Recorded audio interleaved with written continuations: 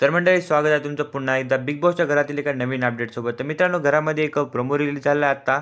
तर त्यामधून एक दिसून येत आहे की जे प्राजक्ता आहे त्यांना थोडं रिग्रेट होत आहे की त्यांनी जे नॉमिनेशन दिले ते चुकीचं दिलेलं आहे. त्यामुळे तो रडताना जे आहेत कॅमेऱ्यामध्ये दिसून येतात.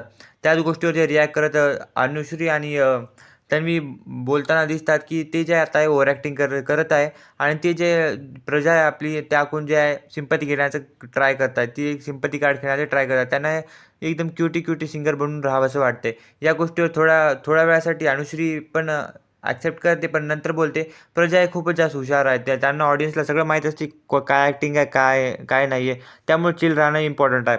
पण तन्वीला ते कळत नाही. तन्वीला वाटते की तिच्यामुळं जे आहे ती वाईट दिसेल, ती निगेटिव्ह कॅरेक्टर दिसेल व ती जे आहे भाऊच्या धक्क्याला शिव्या पण खाईन.